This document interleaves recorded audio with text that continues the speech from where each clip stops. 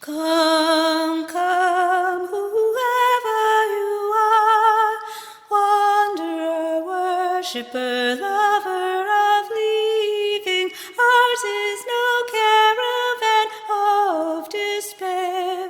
Come, yet again come. Come, come, whoever you are, wanderer, worshipper, lover of leaving. It's so nice to see so many faces here after our celebration last night. I expected everybody would be home in a diabetic coma. I swear, delicious, but my. I hope everybody took some home because there was a lot of sugar in that basement yesterday. So welcome and thank you all for coming this morning. Our service, which is entitled UU for You, is really a revisiting of what is UU. And I know many of you have been here for a long time and probably are very knowledgeable and experienced in UU. And then some of us, like me, are newer to UU. And so the exploration of what is UU is fascinating. And hopefully today, through the service, there'll be a little nugget, even if you've been involved in UU for a long time, hopefully there'll be a little nugget in today's service that kind of inspires you back into the passion of why you're here. So appreciate you all being here, and without further ado, we have a prelude. Do you want to tell them about the prelude, Dave? It's a song that was written by a friend of mine in Columbus, Ohio, John Schwab. A fairly new song, and it just talks about people that complain and no reason for it. And it talks about that it's a good day. That's what it's called. Mourners keep on moaning. I can't do nothing about that. My heart's overflowing. I want to share it with my friends. It's a good day, it's a good time, it's a good place for this life of mine. It's good. Keep on smiling, can't smile enough. Keep on smiling and you'll find love. It's a good day. You can bet it will get better. These troubled times we're in. I feel sunny weather right around the bend. It's a good day, it's a good time, it's a good place for this life of mine. Keep on smiling, can't smile enough. Keep on smiling and you'll find love. It's a good day.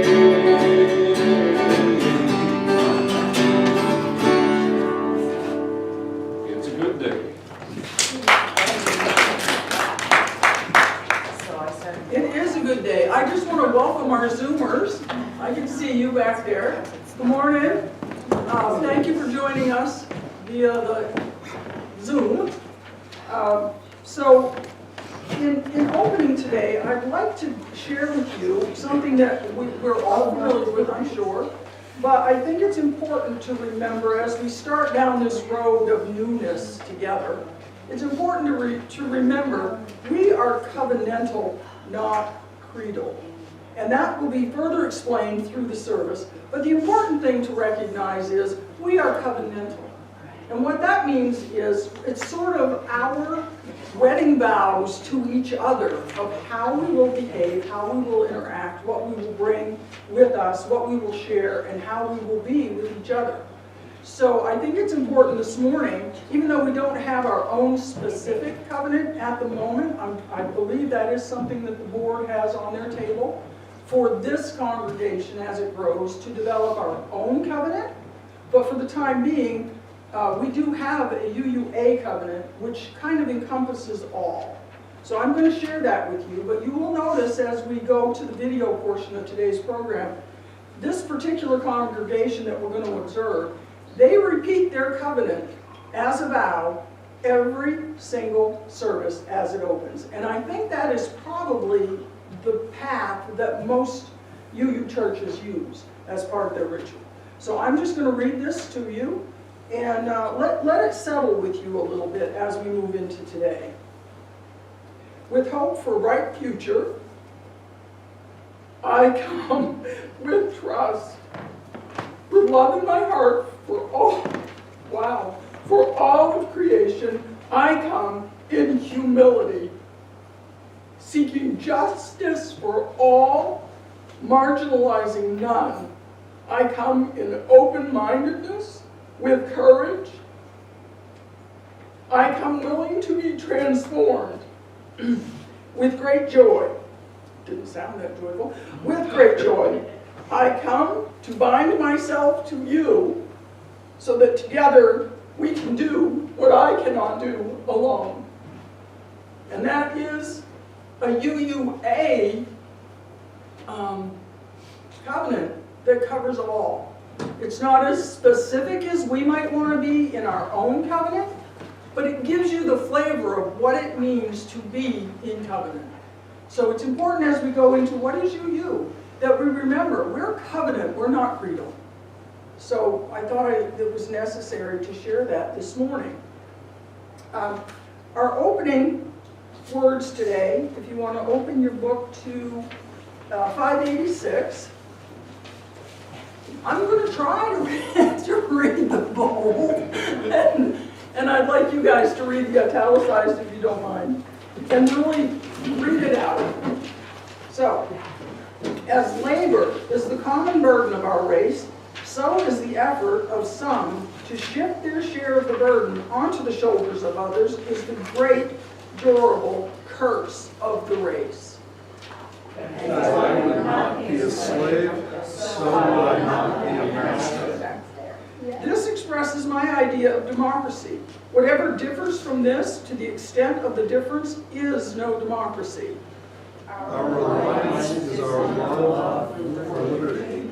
Our defense is in the spirit which prizes liberty as the heritage of all people in all lands everywhere. Destroy this spirit, and we have planted the seeds of despotism at our own doors. Those who deny freedom to others deserve it not for themselves and cannot long retain it. Would y'all mind reading that again and loud with some real passion in your heart? Those who deny freedom to others deserve it not for themselves and cannot long retain it. Why should there not be a patient confidence in the ultimate justice of the people? If there are any better, or is there any better or equal hope in the world? Let us have faith that right makes might, and in that faith let us, to the end, dare to do our duty as we understand it. And so be it. Thank you. That was beautiful, by the way. Right now, we're just going to do a moment of centering silence. So I ask that you just sit comfortably, relax, put your feet on the ground if you can reach. And take a moment just to center yourself. We're just going to do an atonement of the bowl.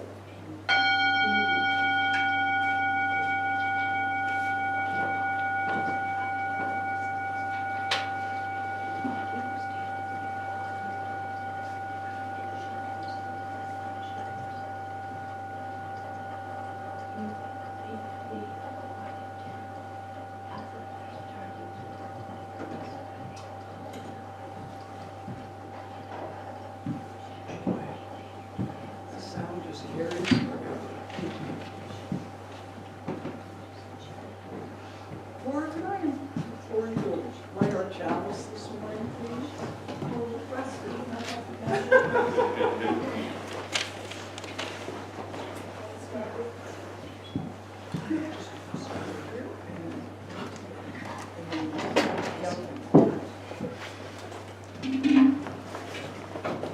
I'm having dementia. Don't listen. No, I'm getting old.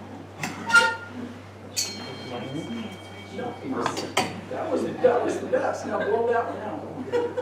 Don't take part is figuring out the ritual, because you know every single step has a meaning, and you want it to be meaningful. You don't just want to run through the motions. So it's important, for me anyway, to focus on the elements as we go along. We're going to take up the offertory now. Mac, would you mind doing that for us?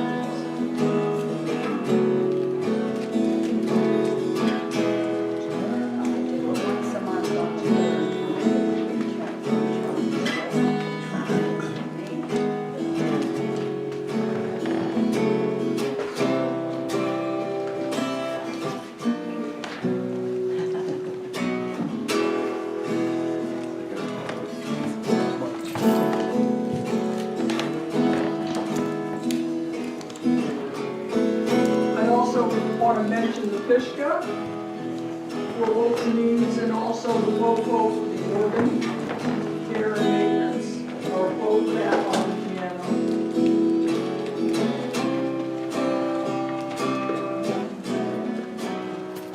Sweet Melissa.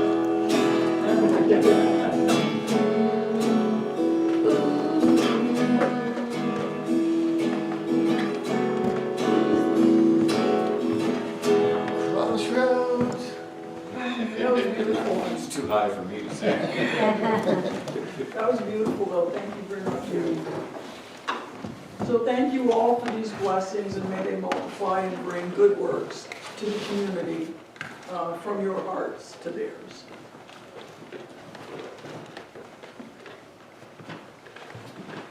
We have a video song. Has anybody ever done karaoke? Okay, good hands up around the room.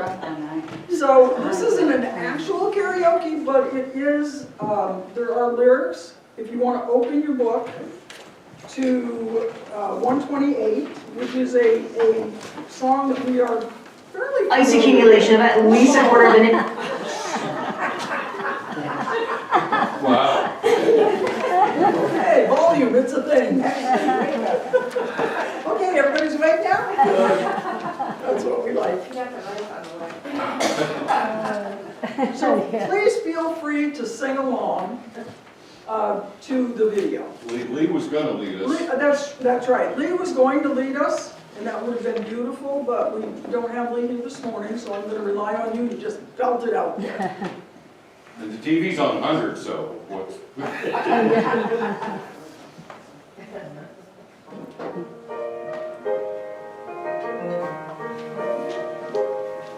For all that is alive, we sing our thanks and praise. For all life is a gift, which we are called to use to build the common good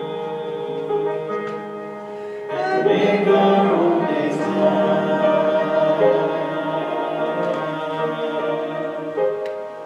For needs which others serve, for services we give, for work and its rewards, for hours of rest and love, we come with praise and thanks.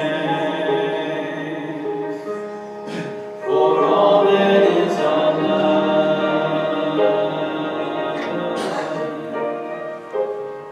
for sorrow we must bear, for failures, pain, and loss, for each new thing we learn, for fearful hours that pass, we come with praise and thanks.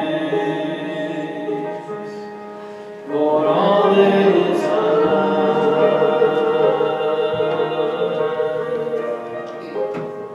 for all that is our life, we sing our thanks and praise. For all life is a gift, which we are called to use to build the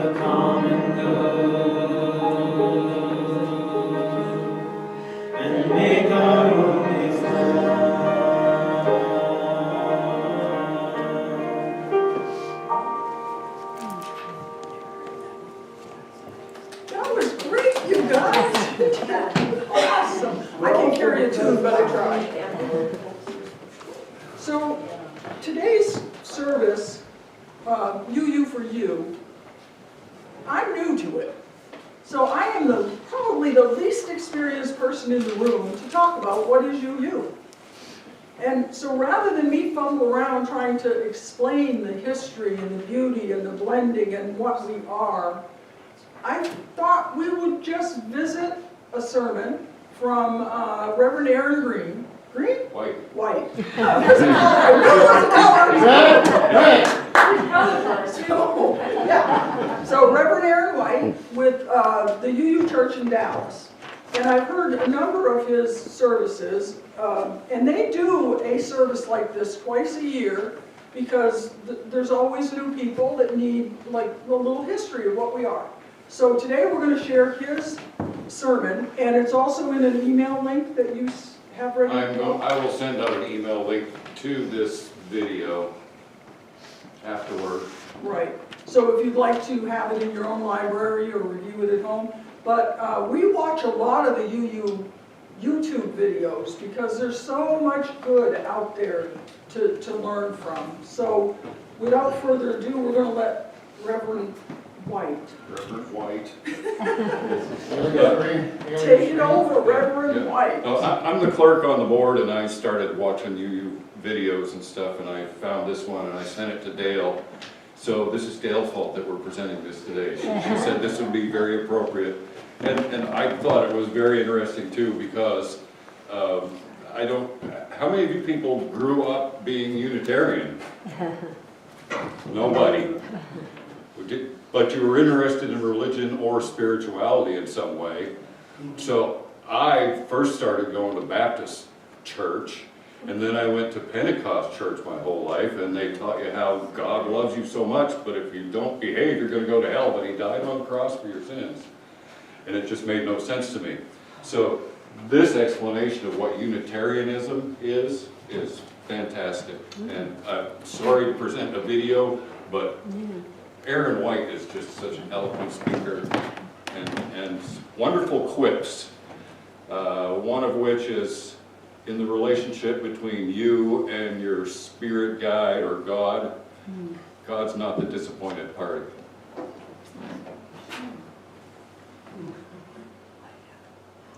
One who's ever lived in my description of what this is, and speaking for every single human being who has ever stepped foot into one of our congregations. Impossible, not very compelling, Bobby's description. And so we take a chance in this congregation a few times a year to preach sermons that try to give a clear, honest explanation of the basics of our religion, its history, and our faith, hoping that those of you who are here for the first Sunday and those of you who have been around for 50 or 60 years It is 20 minutes long. still gain a little bit of fun. I'd like to begin with this image of the chalice that a lot of us use in Unitarian Universalist churches. I'd like to show you that one on the screen because I think that it's a particularly good teaching tool to remember who we are. If you look on the gray hymnal that you have, that's the chalice image that's presented there. Now there are a number of different chalice images, but I like this one. It's a symbol that's common in Unitarian Universalism, and we light a chalice to start the worship service every Sunday.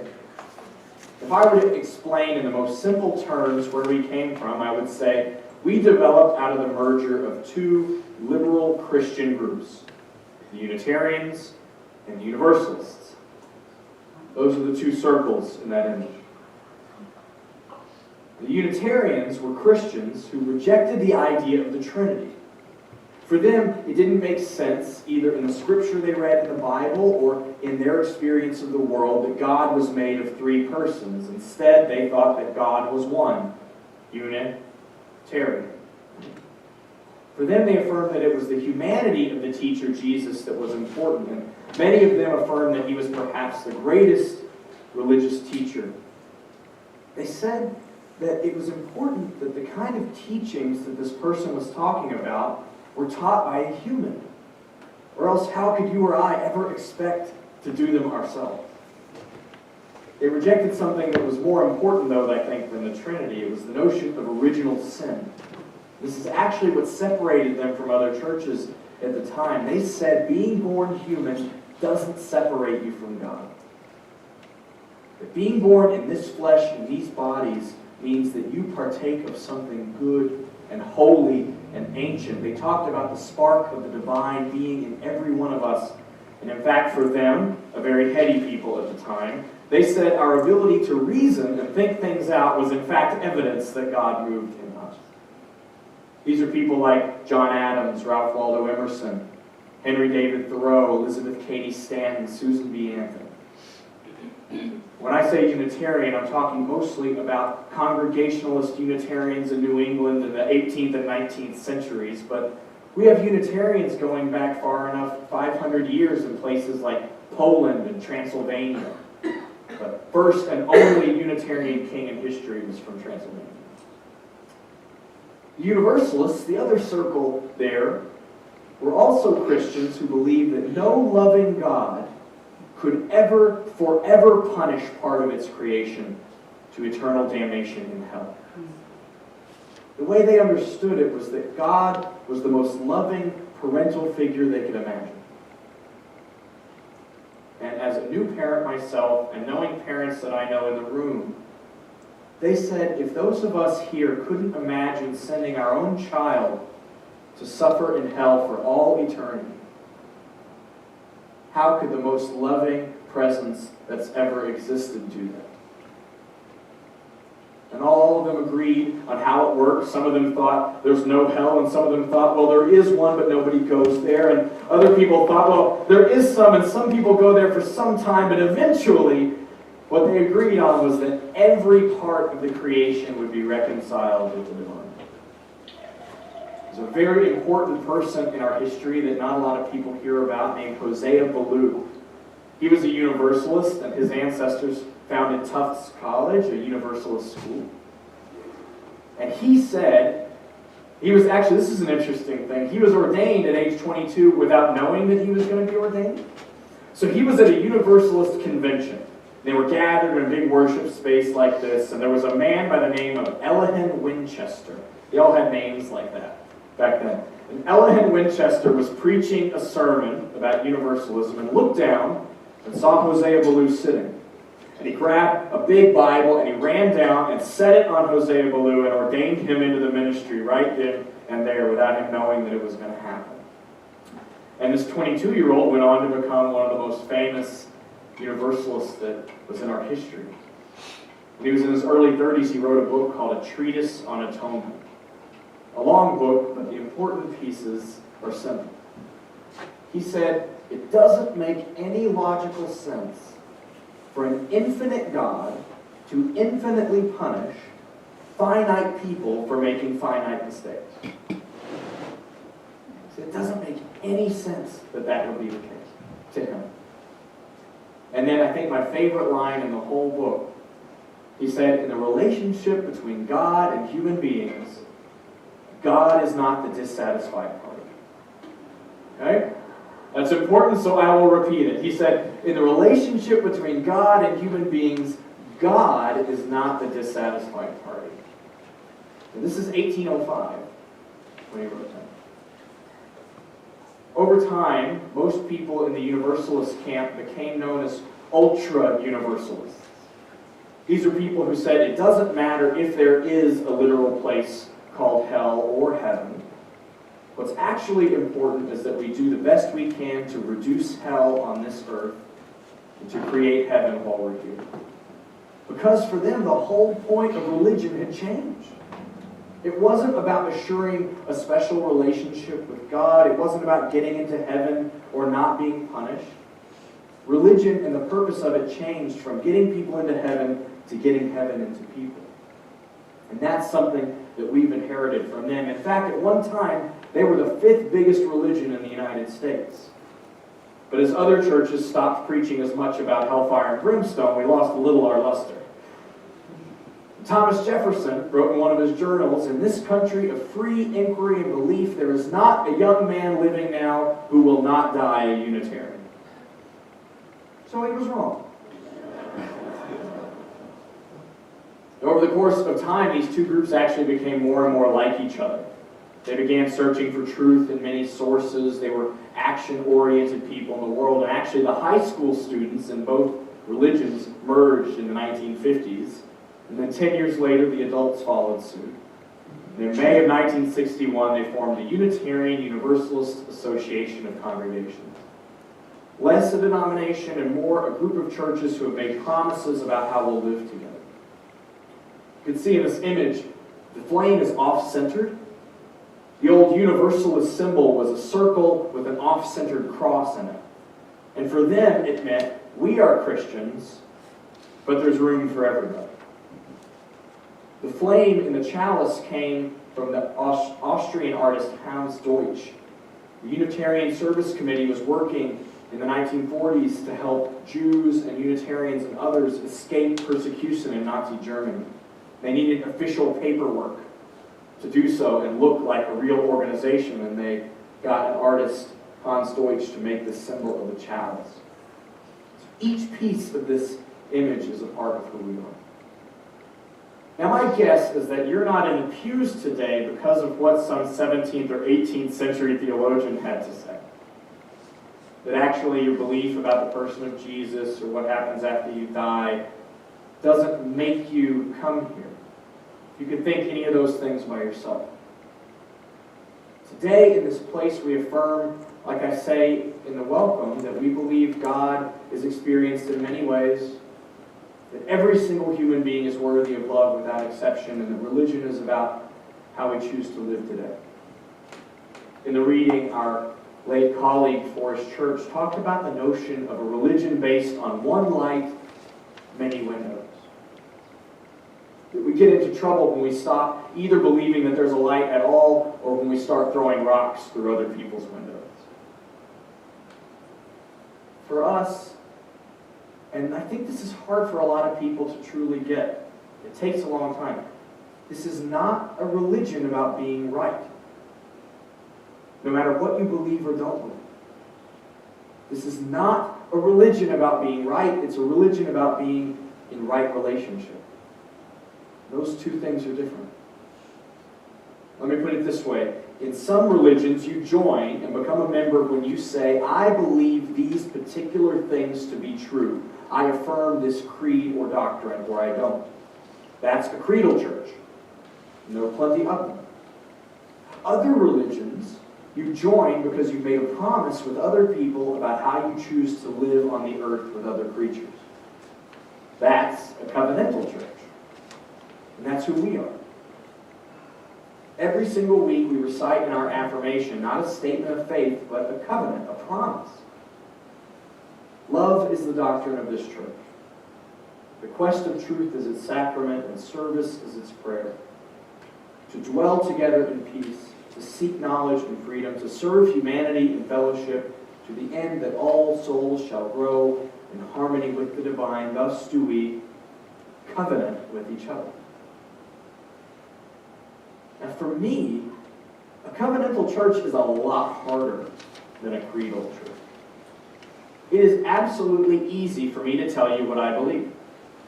It is actually easier for me to tell you what I don't believe, and we can be real good at that. And if that's the end of it, that's all I had to do. In a covenantal church, I have to wake up every single day and recommit myself to living by the promise that I repeat out loud in this sanctuary week after week. In a covenantal church, me being right is not the end of the story.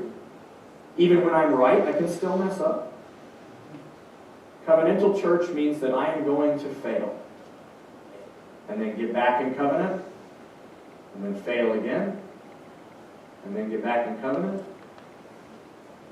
It's something that I can never perfect. It's something that doesn't afford me any special status. And it's something that I absolutely can't do alone.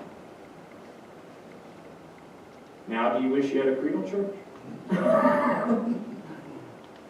Now, our churches have changed a lot over the many hundreds of years that we've been around. My guess is that if William Ellery Channing or Abigail Adams or Clara Barton or Susan B. Anthony were sitting in the pews, some of them would be very excited about what the church looks like today. And some of them would get up screaming mad in the middle of the service and leave. That's the nature of a progressive church. It changes.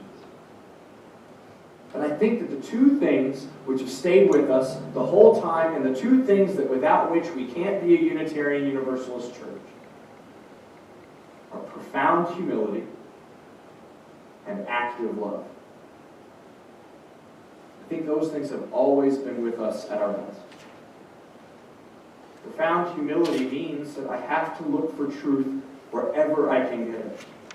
That we read the Bible and Mary Oliver and the New York Times as Scripture. It means understanding that the people with whom I have the most difficult interactions are also my teachers. It means looking at this body that I know will one day grow old or die before its time and return to the earth, and know that it's still good. It means admitting I might be wrong is a religious discipline. And active love means that we're going to be held accountable for the kind of things we say, which means we're going to fail, which is really hard. We're a church about deeds, not creeds. People sometimes incorrectly say this church is about believing whatever you want. And I guess theoretically you could believe whatever you want. It's not that interesting to me. But it's actually the wrong question. The question in our church isn't what do you believe, it's how are you called to live?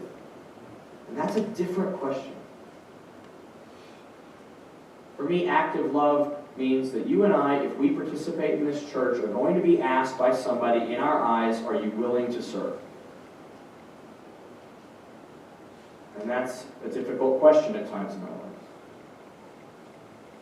Now today, if you're a part of this church or you want to be a member of this congregation, profound humility and active love ask us a couple of things.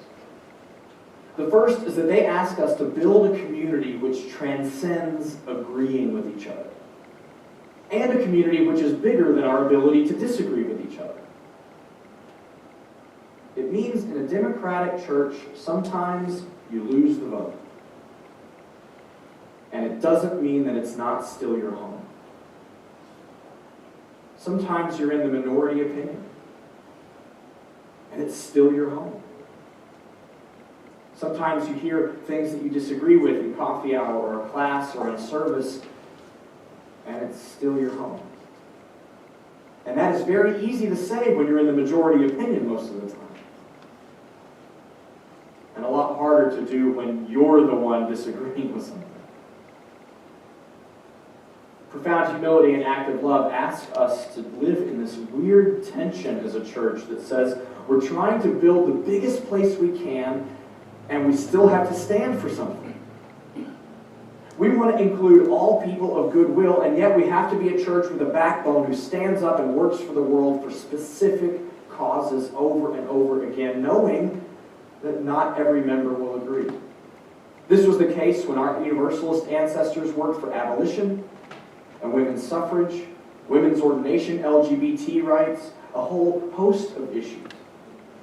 The one thing I do know for sure is that not every member of every congregation agreed on those issues for the last 200 or 300 years. And I think perhaps the most difficult for me in a church based on radical humility and active love is that this is going to be the kind of place where on the same Sunday, I hope you hear that you are perfect and loved and good and holy just as you are, just as you are. And you've got some serious work to do. That is a tension that we live with. Neither our Unitarian or Universalist ancestors ever wrote, God loves us, thank God we have nothing else to do. I think it's easier said than done that way. Now, I can only promise you a few things, whether you've been in this church 5 minutes or 50 years. I can promise you that if you bring fundamentalism of any kind into this relationship, you're going to be uncomfortable. Christian fundamentalism, atheist fundamentalism, democratic fundamentalism, Republican fundamentalism. I can promise you that if you bring literalism into this church, you're going to be uncomfortable, either believing that the story is true or it isn't. Instead of asking, what is true about this story. I can promise you that if you come looking for perfection in this church or its leaders, or if you're happy that this is the place you've been to for 2 years and have never heard anything you disagreed with, you're going to be uncomfortable. But I can promise you that it's worth it. I know that being a part of these tremendous communities and this loving community that holds me accountable means that I look back over the last few years of my life and see that I am more grateful, a person of deeper service and humility and kindness than I was before I knew you. And that each week we're going to ask you to recommit to waking up tomorrow morning attempting to have more humility and active love than you did today. And to do that again the next day, and the next day, and the day after that. Whoever you are, however long you've been here, that's a commitment that's a difficult one to get up every morning and make again. But I hope that whoever you are, and whomever you love, and wherever you are on your spiritual journey, you do believe that there's room here for you. Because I think there is. And we need the insights and wisdom that you bring, whether you've been here 5 minutes or 50 years. You're perfect, and good, and holy, and ancient. And we've got work to do. Amen.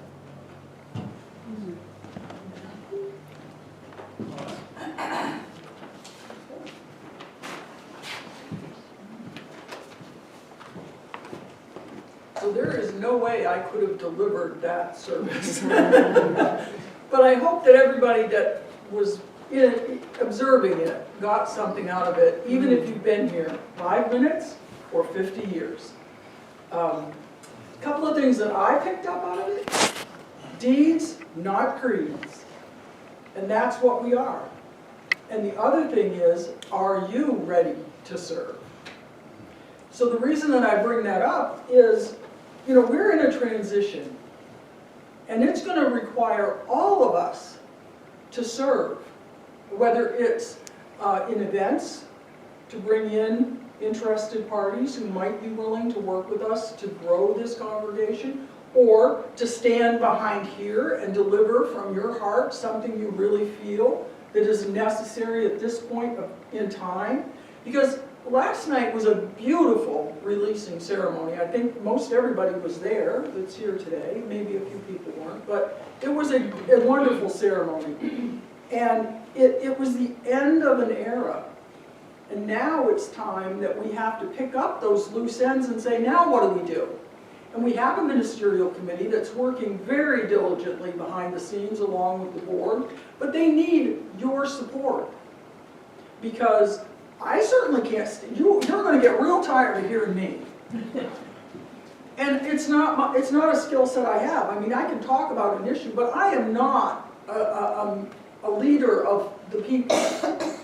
And so it's going to take all of us in that role until we're ready to ask and receive the next service, the next minister, the next what's going to happen with this church. It's going to take all of you to determine what that is.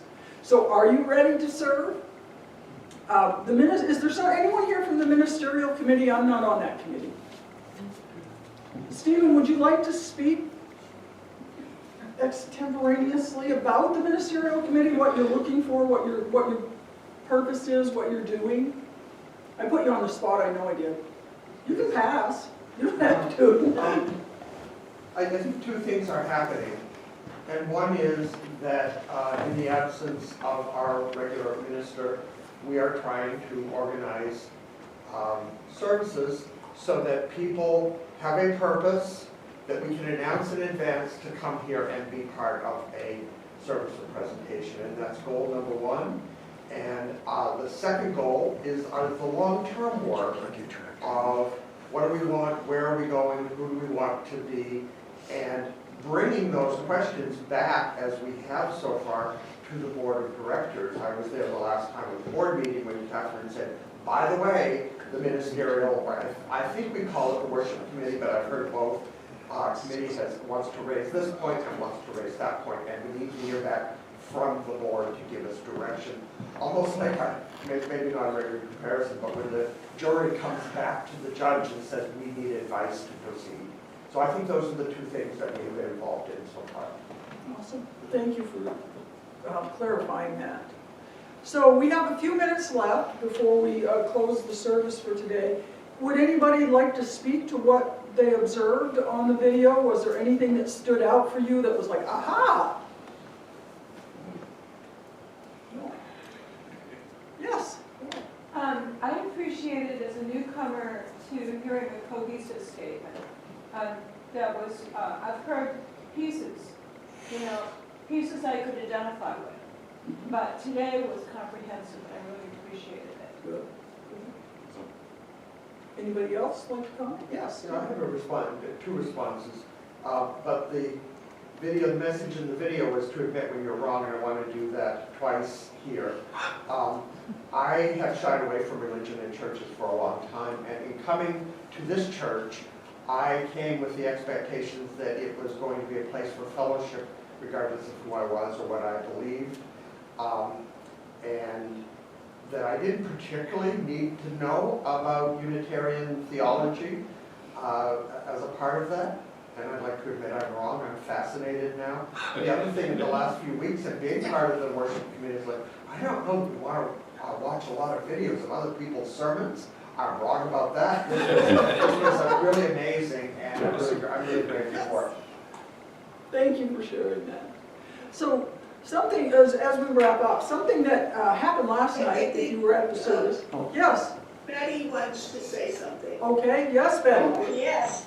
How refreshing the service has been for me. I've been a Unitarian Universalist my entire life.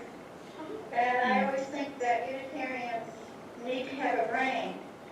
Because we do not have, as was stressed in this service, we do not have a creed. And we do need to wake up every day to thinking about our place, where we belong in humanity, where we belong in service.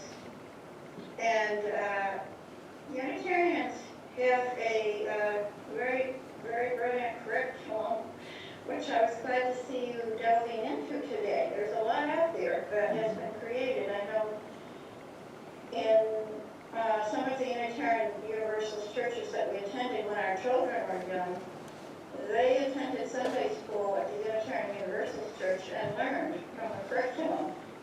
One of those curriculum materials was the church across the street, where our children, when they were in that particular year of the curriculum, would go and visit other churches. And what better eye-opening experience, educational experience, for a Unitarian Universalist. Oh, yeah. We're not just handed a theology, you gotta believe this, which is always been my problem, with religions that do have a creed. I think Unitarian Universalism opens us up and is very accepting of questioning, which I've had friends from other belief systems where they were not even permitted to question. And I think that's a very strong part of what it means to be a Unitarian Universalist. So I very much appreciated this. And I also appreciated it last night. I've seen so many people there, old and new people. Some people I haven't seen for years. But I also think history is important, as we can all see, as Americans. And in the service today that we viewed, the history of our church, the history of our leaders, is very important to look to those historical moments that, we need to create our own moments of strength, but looking back at those strong points that those leaders who've been so strong in the past, give us guidance, I think. So thank you so much. Oh, you're so welcome, Betty. Thank you. So Betty referred to last night and the wide range of people that were here. I heard a couple of really wonderful things. Many of you may know Christy Fitzpatrick. She stood up and spoke last night. She spoke very plainly. She said, I'm not a member of this congregation, but this congregation means a lot to this community. That because of our welcoming nature and our willingness to question, that we have a broad expanse that we're not even oftentimes aware of. So that was very important to hear last night. And the spirit was really, really heartfelt. If you were here, you knew that this was an ending and time for a new beginning. So here we are in our new beginning. Our closing today, because we're running a little over, and we can group discuss more at coffee hour if you'd like to, but if you would turn to 629, when you look.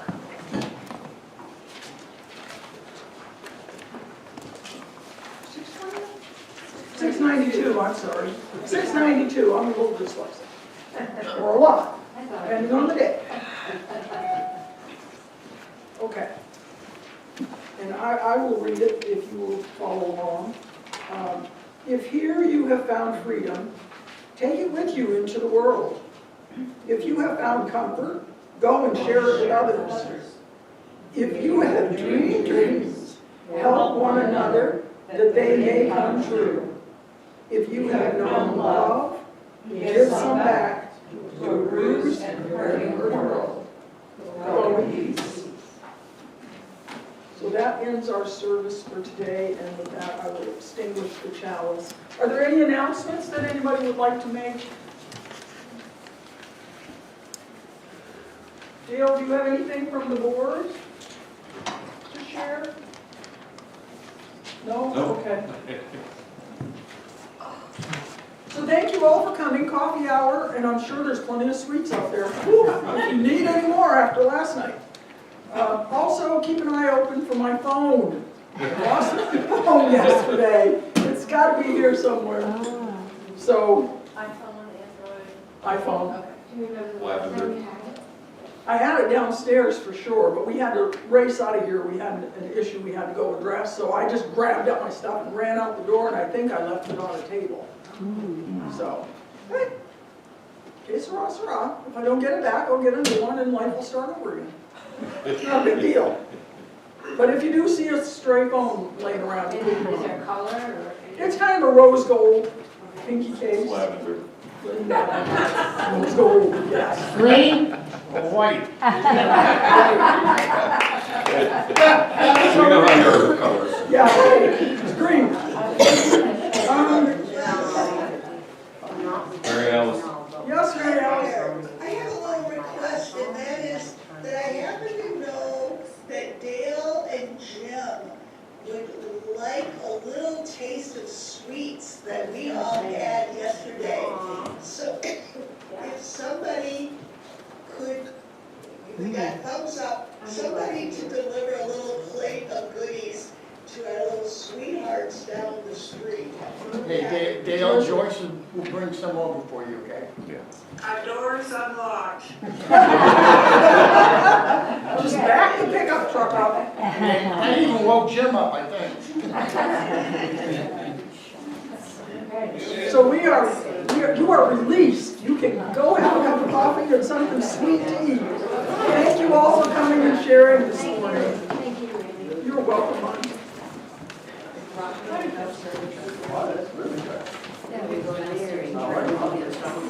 We've been called. Yeah, I think it's on. I need a wrist strap, a rubber band. So what do you girls think about? We want to thank everybody for tuning in today. If you'd like to show your support, please hit the like button, subscribe to our channel if you're not already subscribed, and help us out by sharing this message by clicking the share button. If you'd like to make a monetary donation to you, Church Houlton, there is a link to our online donations in the video description down below. And again, thank you so much and have a blessed day.